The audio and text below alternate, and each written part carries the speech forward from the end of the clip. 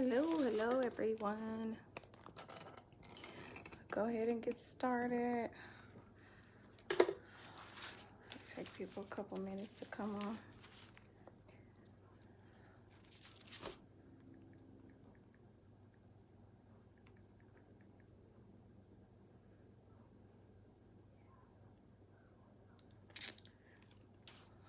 Hello, how y'all doing? I see people giving thumbs up. Thank you for the love. Okay, I'm gonna start exactly at 7:01. I'm trying to get these videos a little shorter. And also, got a sick kid. I gotta get back to. Thank you guys for joining in. Tonight we will be focusing in on domestic violence, being that this is October and it's domestic violence month as well as breast cancer month. So just want to touch on some domestic violence because, as you know, women, a lot of women go through that in their relationships. So I thought that would be a good thing for us to talk about tonight. Not only women, I'm going to give out some statistics as well. And men, they are affected by it as well. Shalom, shalom, brother. How are you doing? How you guys doing? Thank you so much for tuning in with us tonight. Hi, Krista. I forgot to tag you. I know I was thinking of somebody else. You're the reason I'm tagging people, and I forgot to tag you. Forgive me. Don't charge it against my heart, just my mind. Thank you. Thank you. You're so sweet. You always compliment me. Most definitely. Carvel, thank you. Much love to you as well. Okay, I'm going to get started. And first, let me give all praises to the Most High for allowing me to be here tonight to even sit here and do this with you guys. Want to give applause to this being the 8th episode of Woman in the Middle of It. I'm very proud of myself, guys. I really am. Like, I did not expect to get through the first one. If you guys want to go back and watch that one, super nervous, and now I feel myself getting more comfortable with you all and just being on camera and talking, period. I explained that I'm really not a talkative person. I sit back and I observe and I listen. I'm a listener. A lot of people call me when they're going through a lot of stuff, and I've always been a listener. Now I have to come to the forefront and be the talker. So I'm very proud of myself for that. So thanks, Crystal. I appreciate that. Thanks for your support. Thanks for all of you guys' support. Thank you. I'm shocking myself. I'm not to the place where I can say I'm super proud of myself, but get there. I'm so hard on myself. I'm my biggest critic, but I think that's a good thing though. So I could just stay intuitive and just be about the business. Okay, so 8 in the Bible means new beginnings. So I'm looking forward to some new beginnings. Like I explained to y'all last week, we were supposed to be on YouTube, and that's still transitioning. I got a camera on the way. All praises. Did not expect it, and how the money came about, that's a testimony in itself. That's why I know the Father is truly in this and he wants me to do this. So thank you to all the supporters. You guys, y'all show up for me, and I appreciate it. Like I explained, a lot of people don't get that this many views, supporters, or anything, and I just thank the Father for what he's blessed me with so far, and I know it's much more to come. Much more. He's already shown me. So just want to touch bases on my subject last week when I got kind of personal, you know, and a couple other episodes I had people reach out to me. A couple people, one person was kind of offended, and other people was just like, why are you telling all your business? But I explained this to y'all from the first episode. This was what this is going to be about. It's totally going to be about being transparent so other women will learn. And that is the mission that he's put me on. And I don't know why, you know, because like I said, I'm a pretty shy person. I kind of sit back behind the scenes, but this is what he wants me to do, and I'm going to be obedient. So getting into that, I'm going to go right in and with our topic, women in domestic violence. And after I started doing some studying today and started looking at the statistics, it was brought back to my attention, because I know men are, but we can kind of get to the point to where it could be all about the women and the women this and women that. But men, they are victims as well of domestic violence. So I'm going to start with some statistics. And 1 in 4 women and 1 in 9 men experience severe intimate partner physical violence. Intimate partner contact, sexual violence, and or intimate partner stalking with impacts such as injury, fearfulness, post-traumatic stress disorder, use of victim services, contraction, or sexually transmitted diseases, etc. On average, nearly 20 people per minute are physically abused by an intimate partner in the United States alone. During 1 year, this equates to more than 10 million women and men. 1 in 3 women and 1 in 4 men have experienced some form of physical violence by an intimate partner. This includes a range of behaviors: slapping, shoving, pushing, and in some cases might not be considered domestic violence. 1 in 7 women and 1 in 25 men have been injured by an intimate partner. 1 in 7 women and 1 in 18 men have been stalked by an intimate partner during their lifetime. Women between the ages of 18 and 24 are most commonly abused by an intimate partner. Only 34% of people whom are injured actually receive medical care for their injuries in domestic violence situations. 1 in 5 women and 1 in 71 men in the United States have been raped in their lifetime, and almost half of the females, and that says it's 47% and 44.9% in male victims, and that's just in the United States. Let's talk about homicides. So 20% of victims were not the intimate partner, but in fact they were family members, and this includes friends, neighbors, persons whom intervened, and law enforcement. I was surprised by that. It was law enforcement responders or bystanders. So just stating, like, it always don't have to be a boyfriend or girlfriend. It can be someone close to you, as I was explaining last week of my instances where I had a close person that knew me very well that was involved in my situation. So not to mention the effect it has on children. 1 in 15 children are exposed to intimate partner violence each year, and 90% of the children are eyewitnesses to the violence. The economic impact: 8 million days of paid work each year is contributed to domestic violence.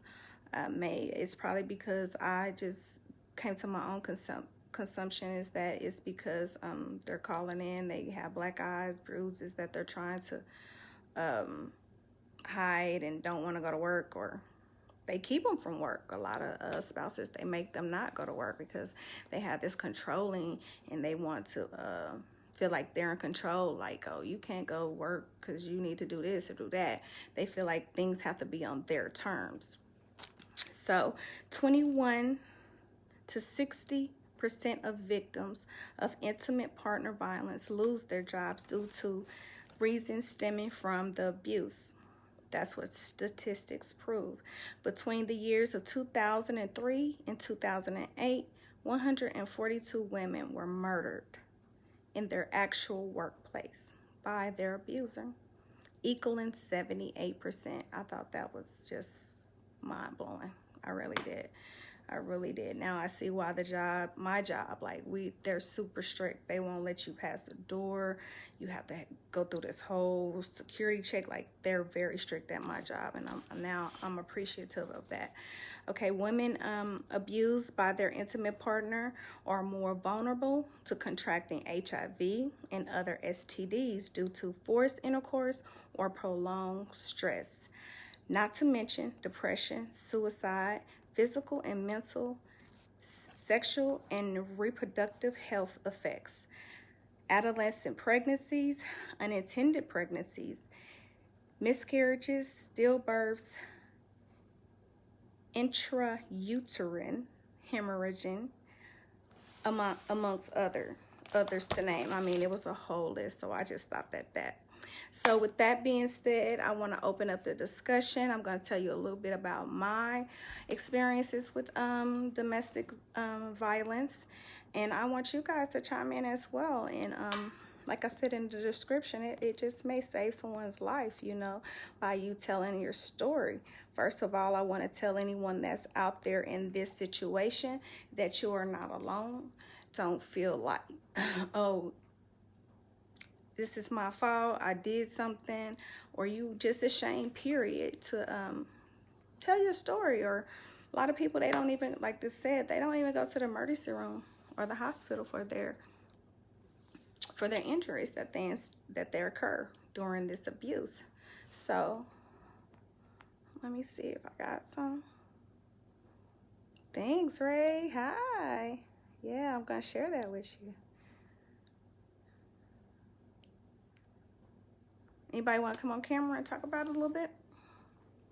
The workplace, Mama Doris. Yes, ma'am. Yes, ma'am. I was super shocked to hear that. Like, I don't even see how they let that happen, but yeah, I've seen it on the court shows a few times where women went up to the jobs and like harassing the men and stuff, but I just never knew that someone would be that bold to come up in the workplace and just do this to these women or men or whoever it may be.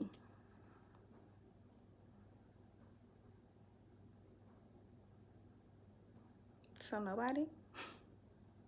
I got some resources for you guys. I'm gonna be out of here on time. 15 more minutes, huh? Nobody said anything.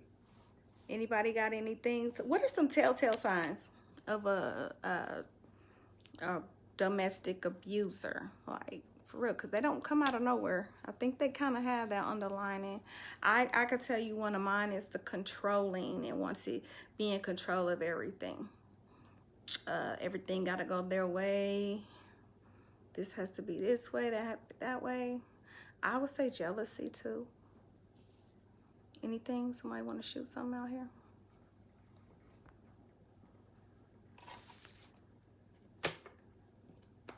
So I'll give a story. Okay, my mom, she was a victim. And I remember growing up. So when they spoke of children being involved in it, yeah, that's so true. Yeah, I've seen my mom with black eyes, trying to put makeup on, trying to cover it up. And I explained to you guys how me and my brother, we, you know, were in foster home, well, one in particular, and we had to be raised by our grandparents. And a lot of that reason is that her and my dad was young, and a lot of things happened between them as they were finding their way. Like I said, whatever the case came to, that we had to stay with our parents, our grandparents, and be in foster homes, I just said it was a product of her environment. So just to her defense, you know what I'm saying? I'm not here trying to bash anybody or make it seem like, oh, we had this bad life. Like my mom, she was a great mother, you know, for many years that she could be. She had her issues, you know, with her marriage with my dad, and you know, they went through a lot of stuff, and she was abused by him. And you know, so we had to come out the household. And when I was in Florida, they're really big on that. Like, they don't play. Like, they will take your kids away from you if you are arguing in front of them. And I was a foster parent down there for a little while, and a lot of my kids that I had, it was from that alone. It was not always about them being hit or abused. It was about, and that is abuse. It is abuse. Just because you're not putting your hands on them. The kid, I remember when I was younger and I used to hear it and see it and stuff, like, it was like I was being hit too. You know, it was very damaging for me. Like, I didn't want to see my mom like that. And then that goes into the point to, when do you know when it's time to leave, and how do you leave? Can somebody give somebody some input on that alone?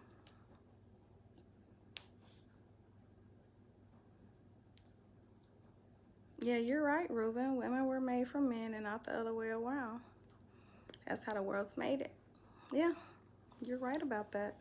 But our men, I had a segment on that too, about how our men, they have to step up and start being the kings that the Father would have them to be, and stop, you know, giving the women that position. Assume the position. If you want to be that king and treat it like that king, you have to assume that position.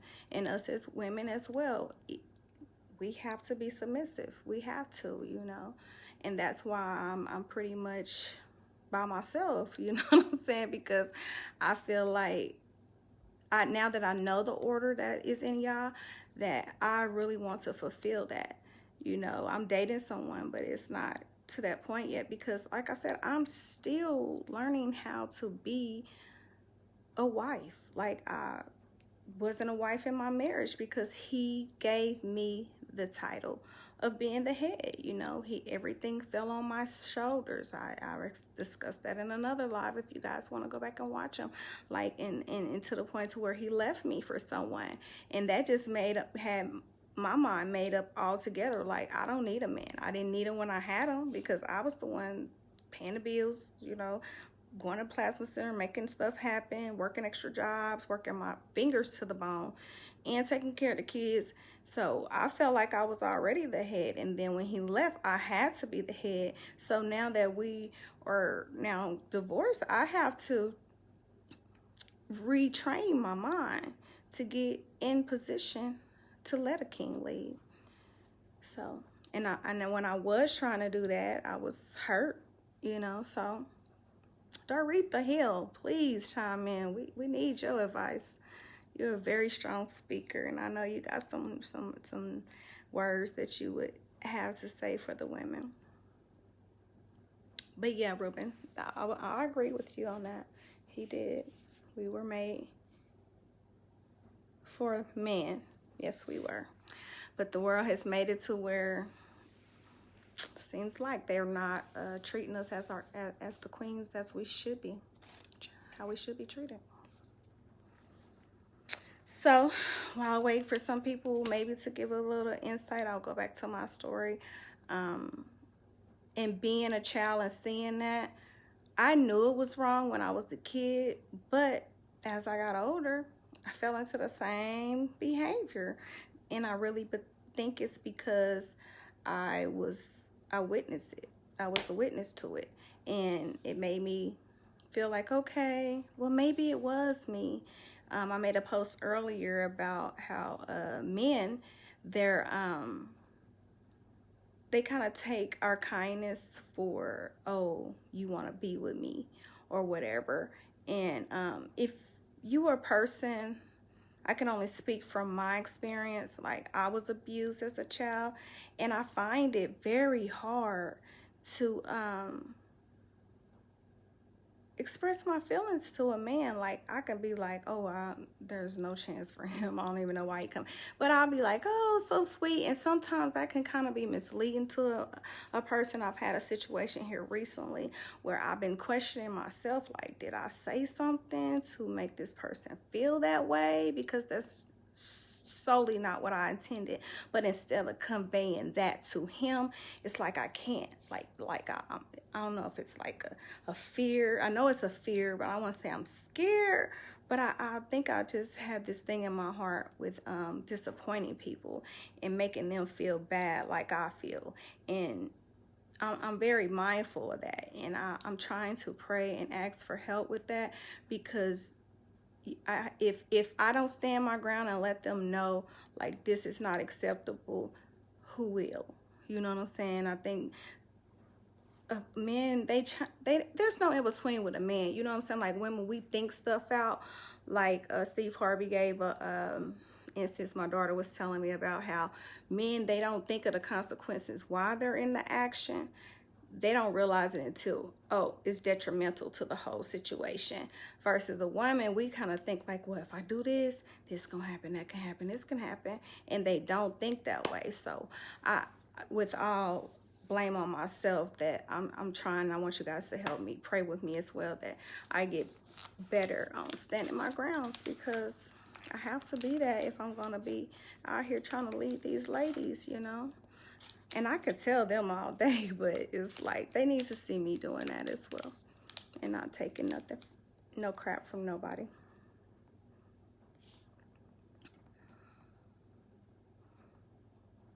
I don't see nobody saying nothing. So, let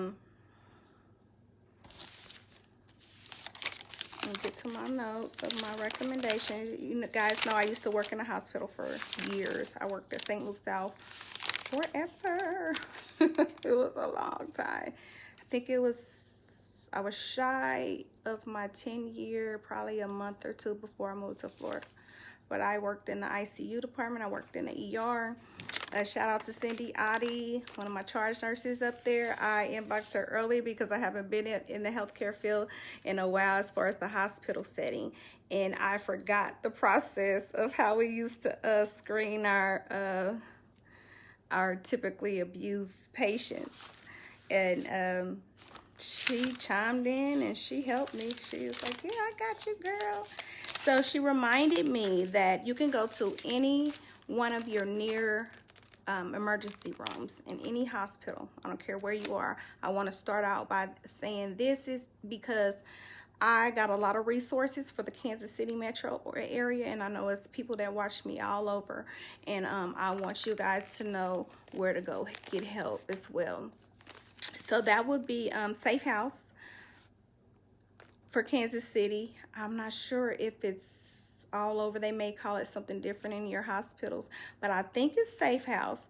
But go to your nearest ER, even the fire departments, if you don't want to go to a ER and be noticed, or you're scared or in fear that they may find you, or you know, a lot of people have nurses. It's pretty common, so it could be like a family member or someone that knows the abuser, and you don't want to go to the ER or make your business that public. Go to a fire department. They'll be able to help you as well. They'll get in touch with some counselors for you.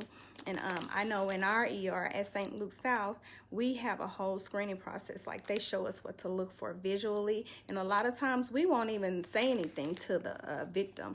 We'll go ahead and we'll call the counselor, and it's a certain process we go through, and we'll go ahead and we'll initiate that protocol and get that moving. And a lot of times when that happens, the woman is more liable to open up and share things. Like I've seen one instance where she's just like, oh no, this happened this way, that way, and was stern about it. But as soon as that counselor went in there and started talking to her, she was crying, opening up, and we got her the help that she needed. So don't feel bad.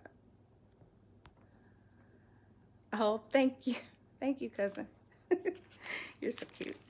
Come on, give us some advice on this.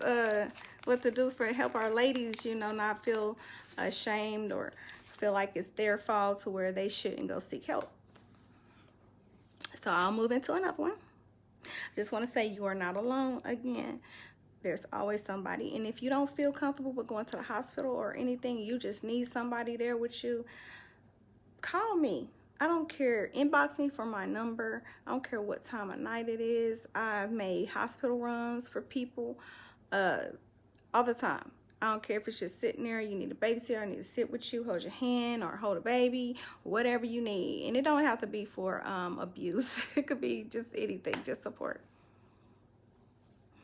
Tatiana chimed in. She said, it's never your fault. The abuser needs help. And that's a good point to make too. If you don't get that person help, who is? You know what I'm saying? And the Father, he works in different ways. He uses whom he pleases. Like he could be using that. He can use that situation to help that person. Like in my instance, I felt like when I was younger, if they would have got this person help, that they wouldn't be going through the stuff they're going through now. But they closed the blind eye to it. So now other things, like what they said, a molehill or something, a hill, it develop into a mountain, or a little bitty snowball. It's just escalated, you know, because it will escalate into something that doesn't even have to escalate to, if we just handle the matter that's at hand fast. That's a good point, Tatiana. Thank you. That's what I wanted to share too.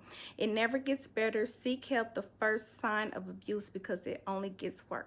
And that's true. My mama told me this because her grandma told her this when she was in an abusive relationship. She was like, every time you go back, baby, it gets 10 times worse. 10 times worse. And I'm a true believer of that. Like I share with you guys how I stuck around for 7 years trying to make something work that wasn't going to work. You know, until this day, we're still getting a divorce. It just never worked. So I pray on that a lot too in my new relationships, even with females and friends. Like if they show you who they are, believe them and get yourself out, get yourself help, and take care of you first, because there's nobody more important than you. All right, Tatiana, yay, thank you. Okay, it's like an alcoholic. Every time you forgive them and keep going, it's enabling them. And that's so true. That's so true. And I can speak on that because I had a drinking problem really bad, and that's a whole nother episode. But I'm going to share with you guys. Like I told you, nobody's going to be able to come to you and tell you anything about me that I won't tell you myself. And I'm a living witness to that, and I'm going to stand up to that. But yeah, I can't give y'all all the gems because I won't have no topics to talk about. But yeah, that's true, Tatiana. Thank you so much. Okay, Tanya McIntyre, please get some help. I've been there. All right. You want to share with us some of your experience? What did you do, Tanya, to did you go to a hospital, or did you endure it for years and just finally wake up? How long did it take you? You know, because I admit I kept making excuses. Like it took a while for me to say, okay, this just who this. And it wasn't all so much of abusiveness. It was more mental. Let's get into that. The different types of abuse. We have the physical, we have the mental, we have the verbal. When I was doing my nursing, I learned different ways of how we can have neglect and abuse on the elderly, and withholding food. I've never ever had that before, but someone told me that she was pregnant and he would not feed her, and so she couldn't feed her baby. Yeah, so it gets deep. It gets deep. There's more than one way. And if anybody is wondering, like, is this abuse? Google is our best friend. Google it, call me, inbox me. I'll be willing to talk to you, because these men and women, they are slick. They will have you thinking that it's all your fault and you crazy. They'll have you thinking the moon is literally red or blue, purple, whatever color, in whatever they say. Like some people, like they got it made up in their mind, like they're always right, and they're the victim. And you got to be real careful of those people. And that gets back to the telltale signs, like from the beginning. Start looking for those red flags and start evaluating, you know, what you want. You know what I'm saying? And if they're not suiting up to those 5 non-negotiables or whatever it is, exit yourself. It's too many fish out there. Too many. That's why I say I'm literally dating at the moment, because I don't belong to nobody but the Father at this moment. So So we got Safe House and your nearest fire department, or call me anytime. Inbox me for my number. Don't be embarrassed. Like I said, the statistics proves itself. Like, you're not alone. A lot of people. Okay, I personally have had experience with Rose Brooks. Love them. Rosebrook.com. They are awesome. They help me with my expertise. I mean, I've tried to get one in the past, and I never could get it done because they couldn't serve them. But Rosebook, they got in touch with legal aid. They represented me on my expertise. They even assisted in other things, counseling. All praises that I didn't need any housing or anything like that, but they have shelters. You can visit www.rosebrooks, and it's with an S.org, or call 816-861-6100. And I think the girl that I talked to, her name was Jennifer. But I don't know the ins and outs to that. But I have a couple more places with directors' names and stuff that I'm gonna give you. Yeah, they even assist with divorce, like I said, with the legal aid. So if you guys are in a marriage and you need to get out, that's your perfect time to do it. If you go through and get this help, like, they'll get it moving like that, and they'll help you. So they also have another phone number. Oh, this is the legal aid number. If anybody needs a divorce lawyer and you have low income, or not too low, because I make pretty good money and they help me, and I have yet to receive a bill. It's for, I know, up north, and I want to say maybe right in downtown. But if you call this number, they'll get you where you need to be, and that's going to be 816-474-6750. So I'm gonna say it one more time. If you guys need any of this information, feel free to inbox me. I get messages all the time, and I reply. It's 816-474-6750, and that's for legal aid. If you're having a hard time getting an exporte, a protection order, that's what an exporte is, a protection order. If you're having a hard time getting a divorce from the abuser and they just keep hiding, it's just no way to do it, call them. They will help you. And then for some more for the surrounding area, we have, what's the name of this place? Friends of Yates. Friends of Yates. Very, very nice people. Very nice. I did a lot of calling yesterday. My kids were getting their haircut, and I was at my daughter's house, and I was like, well, let me go ahead and get some work done. I called around and got all these resources for you guys, and then the father had someone just inbox me with some other stuff, so I know this is why I'm going to be coming with you with this information. And before people start attacking me about anything, just know the Father is love, and he loves all his people, and he has his own way of dealing with people, and it's not our job to judge and criticize and touch on any points. If you can't pray for that person and help them, shut your mouth. That's all I got to say about that. Excuse me. But so Friends of Yates is at www.friendsofyates.org.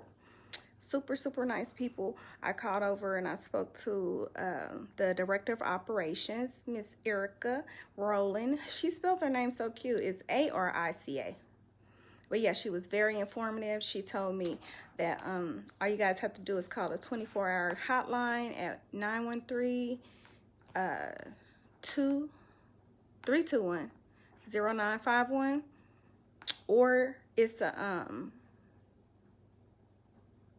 816 hotline. So that's easier for you guys. 816 hotline. She told me that'll be easier. And then they will dispatch you out to Kansas versus Missouri. So I do like Friends of Yates because they're on both sides. Some people only would deal with one side, and I'm going to get into them more. I think that first. And that could get kind of hard, but sometimes that's all people have. They don't have any other resources. So they help with the court advocacy. something like the other people I just met, Rose Brooks, something like them.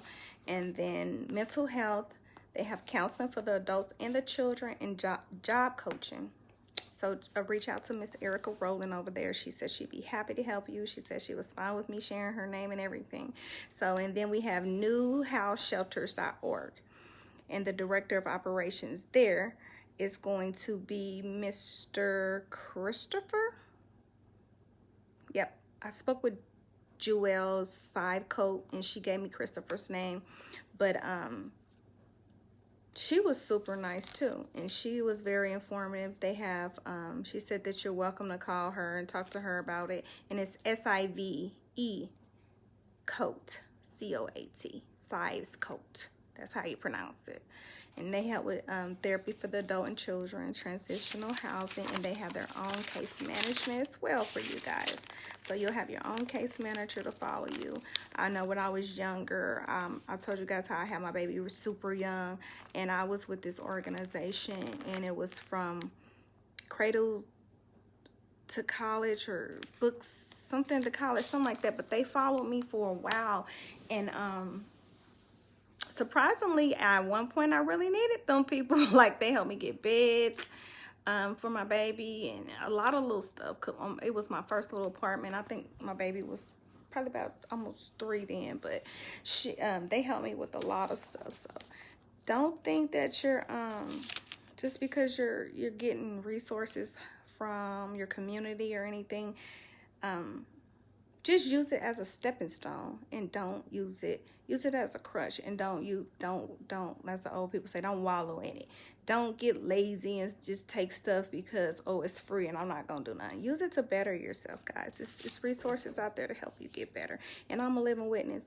I was on welfare, told you guys I was on Section 8, food stamps and all that, and all praises that I'm not. He's blessed me to where I can be a blessing to others. So don't feel ashamed. Use them resources. Don't sit around here and be like, oh, I got to do everything by myself. If they're there, use them. We got so many people out here abusing them. If you need them, use them. Just don't abuse it. Okay, Tanya got a comment. Tanya said, I got out because I didn't want my daughter to think abuse was okay. And that's true. My same testimony. And I admit I hate that my daughter's saying a lot of stuff. All my kids, but especially her, because she's a young lady and she shouldn't have to, she shouldn't have seen a lot of stuff. So for that, I'm sorry, baby, but I'm so proud of the woman you are, and you didn't let it break you. And that's the thing, like, things are going to happen in your life, guys, and you just got to get over it and move forward, and don't just keep beating yourself up about it. You ask for forgiveness. Once the Father's forgiving you, forgive yourself. Because once he forgive you, he throw it in a sea of forgetfulness and he think about it no more. So you got to learn to forgive yourself. And I did that for a long time. I beat myself up about stuff I should have just let go. And that was it. So, did I give you guys a phone number for them? New House Shelter. They are .org as well. You can call Jewel at 816-471-5800. So that's the number, 816-471-5800. And she's on the Kansas City, Missouri side. But I'm sure if it's something out of their jurisdiction, they will refer you to wherever you need to be. Okay, last but not least, want to give a shout out to my supervisor, Josh Vollen. I thought his name was Vollard all this time. I don't know what I was thinking. But Vollen, he inboxed me. He is the chair board. He's on the chair board of organizations with hold on. I wrote it down. KCAV for Victor, P for Paul. KCAVP. And it is an organization that focuses in on the LGBT community. So we all, the other organizations that I mentioned, they mostly focus in on women. And this organization, they have their own non-for-profit organization for the LGBT community, because as you know, that they have their different aspects of life. So we may not, like I just said, we may not identify with them as others should. So thankful that they have their own stuff going on, and he heads that up, and he has a team, and he gave me their names and everything. But he was very not intimate, but intuitive on letting me know that he is not the one that does the work. He has Melissa W over there, young lady called Moon, I think she's Melissa B, and then Korea, James, or Cece. You can contact any of them if you know someone that needs those services, or yourself. But they deal with a wide range of things, including domestic violence, hate crimes, stuff like that. So you can visit www.kcavp.org or call on the Missouri side, 816-348-3665. And then on the Kansas side, they have the 913-802-4014. And this organization's been around since 2003. I was not aware of that at all. But yeah, they're anti-violence project. So we already know that everybody have their own choices, and a lot of these people, they're already shamed and shunned for their choices of life, whatever walk of life they may be on. And we're here to help and love. That's all we're here to do. You know, we're not here to judge people or say what they should be doing or any of that, you know. So if you can't be a help, like I said, just shut your mouth and pray and move on.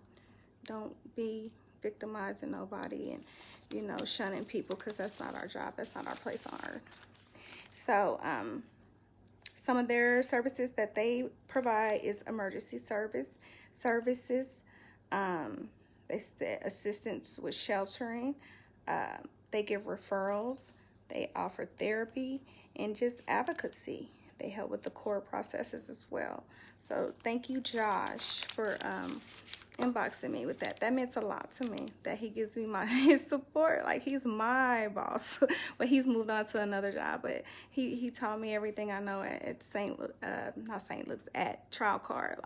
Like I explained to you guys before, it was a big group of us, and we were all just depending on each other to learn. But shout out to Josh. Thank you, Josh. I appreciate it, and I love you for that, always. So I think that kind of concludes all the stuff that I have for you guys.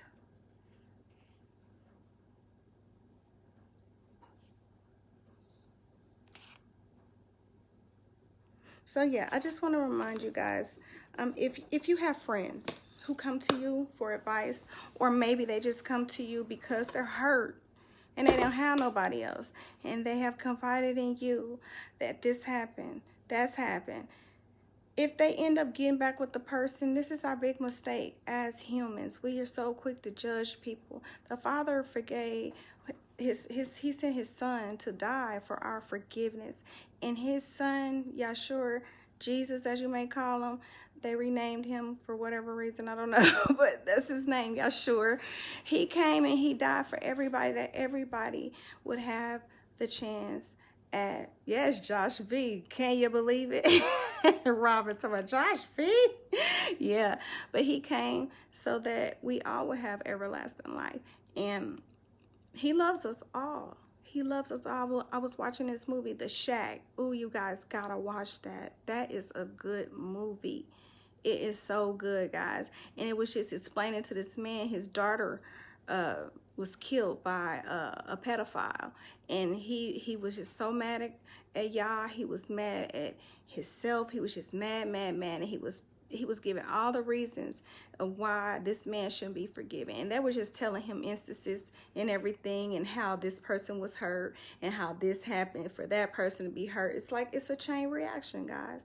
It really is, you know, and we have to find a way to be that change and just not do what the rest of the world's doing, you know, shunning people and making people feel bad. That's not going to bring them closer to y'all. It's not. It's not. They have to see him in you, and they have to see the love that you have, and they got to want it. Like, dang, what made her like that or made him like that?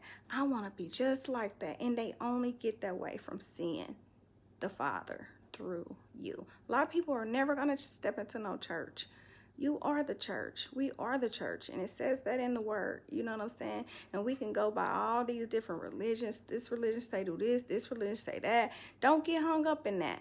Don't, because if you do, you're going to miss the mark. You really are. And I have to pray to the Father to just keep leading me and guiding me through his Ruach HaKodesh, which means spirit. Guide me through that, because I'm all these voices that's trying to tell me do this, do that. I literally am spirit driven, and I'll give a testimony about that next week, you know, about that camera situation. That's when you know, when things happen in your favor and stuff, that's when you know that you're on the right path, and just strive for that. You know, we're not going to be perfect. Okay, so with that being said, I'm going to close it up because I'm already almost at an hour, and I just said we ain't finna do that this week. I could talk all day. Feel free to contact me, guys. Anything. I don't care.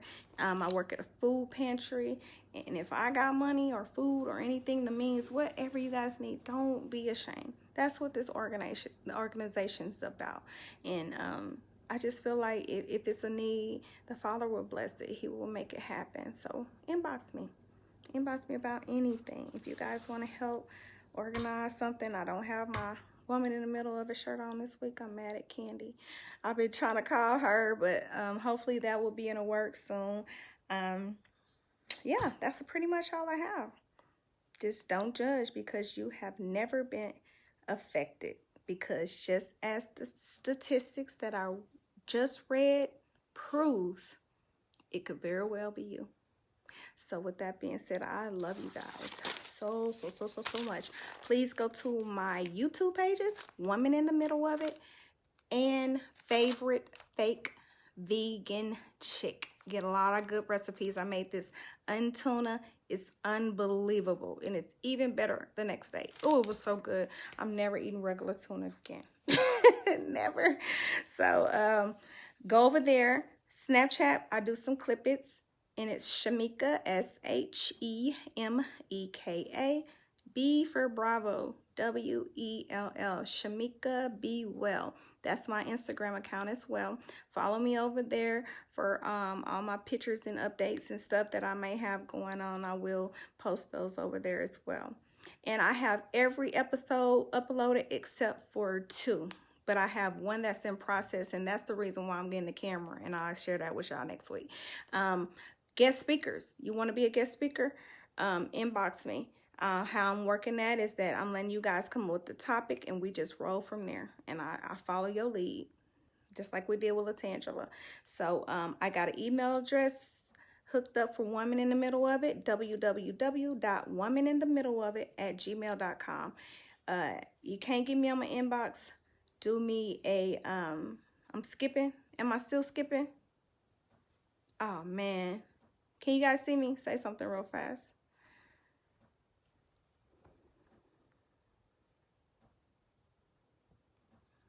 I hope you guys can see me.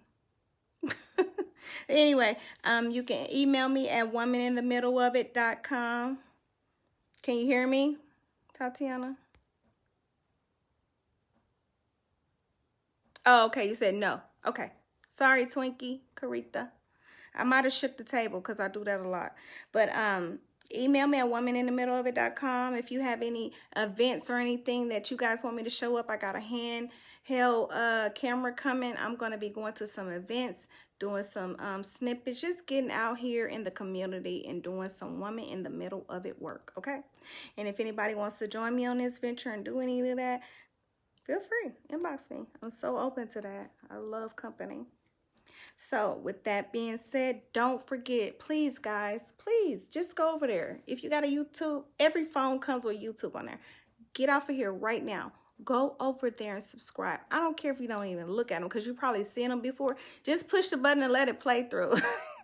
Get the views up. Come on, y'all. We got to get money rolling for this organization. It's a great cause, non-profit profit. And if you guys got any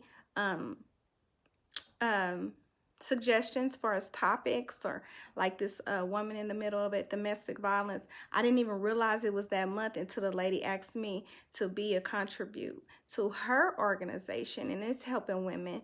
I don't know if you've seen my banner on there, but please, Patricia, I think her last name is Cox, C-O-X. She is taking donations, and she'll make you a nice little banner, you know, for your support, and send it to you. You can display it on your page, but it's for a good cause, guys. Sow into something positive. And thanks again. I'll see you next week at 7 o'clock. I don't know what the topic's going to be. The Father will place it in my spirit, as he said, I will provide, and he has been showing up. Thank you, thank you, thank you, thank you so much. I appreciate for all the love and support so far. Just keep on this road with me, guys. It's going to be a great one. Thanks again. Y'all have a great night. Thanks, Rainisha. Hey, y'all, my nail tech is on here. You know she hooks me up every week. She is just bomb. She hasn't been doing nails long, as I say this every week, but she is just so humble, sweet spirit, very gorgeous young lady. Her and her boyfriend too. She's doing nails at her house right now. He just welcomes me in and just talks. They're great people, guys, and she's really good, affordable. She's doing a lot of deals for October. I think she said $20. Ranisha, I don't know if you want to drop that in real quick. I'll hang around while you do that, because I know once I shut the live down, it's over. I ain't gonna let you say nothing. But yeah, my nails are on point. Thank you. My little hair braidqueens.com. That's all I'm gonna say to my ladies. Braidqueens.com. Go Google it. Get your hookup on. Yep, that's all I'm gonna say. Nobody else needs to know nothing. So yeah. All right, y'all. Thanks so much. Thanks so much. I really enjoyed it. I love it, because every time I come on, I'm so nervous. But by the time I get on here, it's just flowing. I love you all, and thanks again for tuning in. I will see you guys next week for another episode of Woman in the Middle of It. Bye.